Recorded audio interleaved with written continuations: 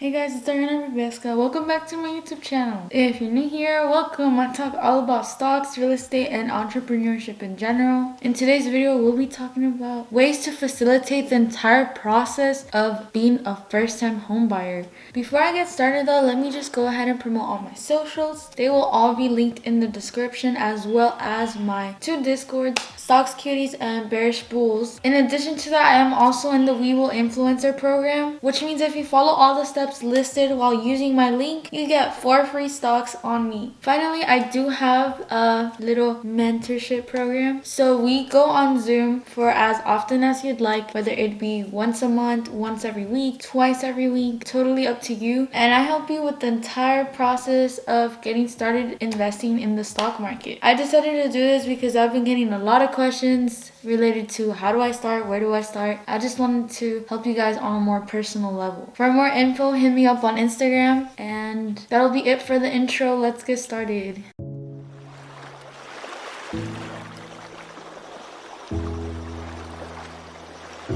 Before we talk deeper about buying a home as a first-time home buyer, let's talk about some requirements you must meet in order to get a mortgage loan.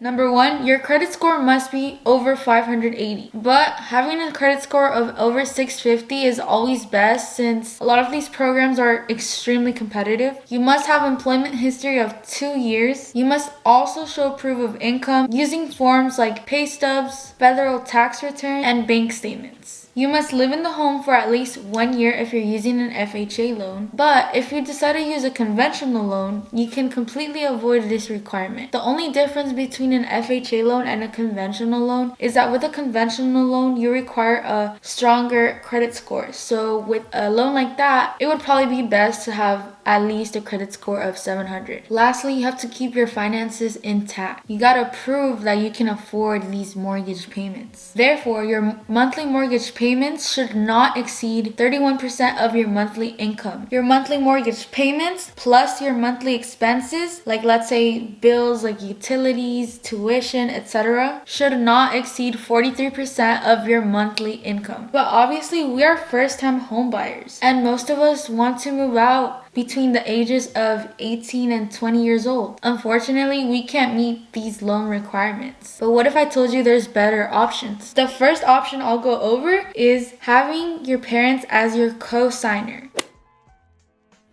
Your parents will be basically a part of the loan, but they will not directly own the house, which will then help you just meet all the FHA/conventional loan requirements. When signing, your parents are agreeing to take over the loan if you miss any payments. The pros are obviously that you get a freaking house. The cons though is that if you miss a payment, it heavily affects your parents or whoever is co-signing. It mainly affects their credit score, and that's their financial reputation with the bank. You just want to be super careful and make sure that you'll be able to afford those monthly payments. In addition to that, there are requirements within FHA loans and conventional loans that co-signers must meet. So your parent or co-signer must have a debt to income ratio of 70% or less if you are putting less than 20% down, which is what the FHA loan is traditionally known for. Your debt to income ratio must be 70% or less. For the cosigner, of course. Your parents must also be on the title of your home when you are choosing the FHA loan option. But also, let's say you can't or don't want to have your parents co-sign for the loan. Then no problem. It can be any family member, whether it be your grandparents, your children, your spouses, your aunts, your uncles, your in-laws. They can all be a part of the co-signing. For the conventional loan, on the other hand, your co-signer does not have to be on the home title, but both of your credit scores will be checked. And whether or not the lender decides to follow through with the loan is completely up to them. And again, the debt to income ratio just depends on the lender. Conventional loans are definitely a little less strict in comparison to FHA loans, especially if you have that over 700 credit score. It's also because it gives the lender more freedom to set their own rules. So it's just about finding the right lender that fits your lifestyle. The option number 2 is the down payment assistance program. This is funded by the government. It covers all down payment costs, including closing costs, which means all you gotta do is pay those monthly mortgage payments. The following requirements applies to the program Cal HFA, which is a down payment assistance program in California. Requirements for programs in your state may vary. For the Cal HFA program, you must be a first-time home buyer, obviously. You must occupy the property as a primary residence, so live in it for at least 1 year. You must complete the homebuyer education counseling given by the program, and you must also meet the program's income limits, which means you basically have to make under the amount listed based on your city. So in this case, I'm from Sacramento. My income limit is under $170,000 in order to qualify. Your property must be a single family property. So this is the part where it sucks, because that means that you can't buy a duplex. For all the people out there that want to house hack your first property, this is the part where it gets tricky, but don't worry, there's a way around it. You can always buy a house that comes with a guest house or a separate unit that isn't necessarily fitting under the duplex category. Your property must also have a maximum of 5 acres. Like I've said before, your interest rates just vary depending on your lender. So always look for a lender that best fits your lifestyle. You know, there's always going to be one out there that'll help you out. As I also said earlier, you must take that course, the Homebuyers Education course, in order to qualify for the down payment assistance program. This just helps the government know that you're educated enough to handle those monthly mortgage payments. The fee for this course is $99, and you have the option to take it online or in person. It is an 8-hour course, but I think I saw on Google somewhere that it takes like 4 hours. In order to pass, you must get an 80% or higher. Another thing you have to do in order to qualify for this program, you must present a variety of financial documents, you know, just like your pay stubs, your bank statements, your employment history, and any previous tax returns, which all these documents will be useful for the loan officer. These will not be touched by your lender. Option number 3 is hard money lenders.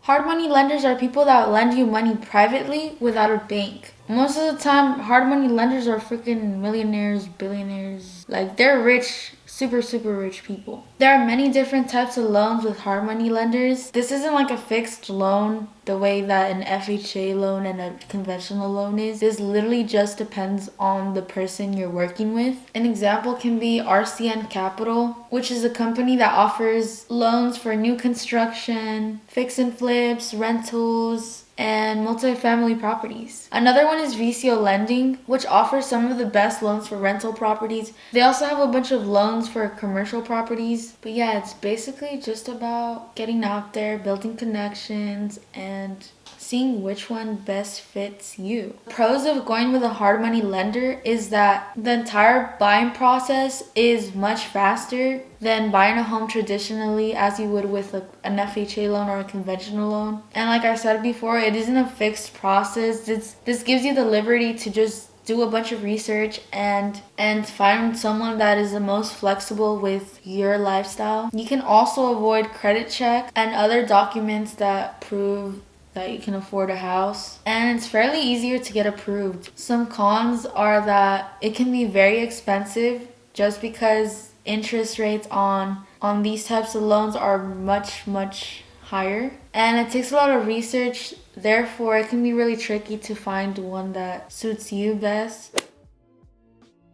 If you are under 18 watching this right now, I would say if you're like 14 to 16 years old or at an age where you're able to go out and get some money. Most jobs hire at 16, but you know, you can make money at any age really. I do have a YouTube video about how to make money at any age. Anyways, that's not the point here. If you're in the position where you're watching this video at an early stage where you can start saving up money until you're 18 and legally can afford or legally can go out and buy a house, you're in a really lucky position, because if you start thinking right and if you start taking the right actions, your 18-year-old self will be set. So I'm going to tell you right here, the strongest thing you could take out of this video if you're at that position where you're super young is start saving up right now. And by this, I don't mean, you know, open up a traditional savings account and just put money in it every single time you have money. I mean either putting your money in a high yield savings account or putting your money in the stock market. The reason why I would personally take the stock market over a high yield savings account is because with a high yield savings account, the average annual return on a high yield savings account is 0.04%.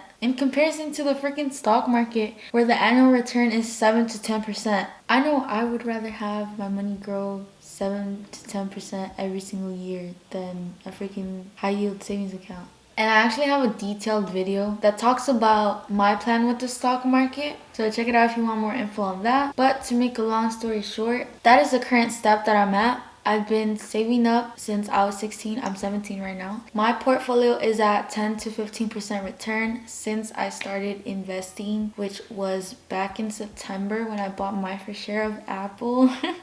And that's kind of the percentage that you want to keep your stocks at, giving you returns of at least 10% annually. I focus on S&P 500 ETFs and individual companies slash stocks that are in the S&P 500 because those are the best for long term since they compound your money by 7 to 10% every year. The reason why they do this is because the S&P 500 is a list of the top 500 companies in the stock market. And the beauty about ETFs is that you have those 500 companies all in one stock. SPY is currently at $422 per share for 500 companies. So when you buy one share of this stock, you're investing in 500 companies simultaneously, which is a lot better than just picking and choosing each one individually. Since one, it saves you money. 2, it grows your money by 7 to 10% every year. 3, it's safer because if there's ever a company that is doing bad, the S&P 500 kicks them out. So just think of it as like a super exclusive friend group. Thank you guys so much for watching though. I really hope you enjoyed this video and learned something new.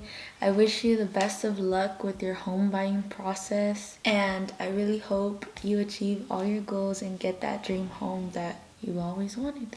If you have any questions, don't hesitate to hit me up on Instagram. But that'll be all for today. Have a blessed day. Bye.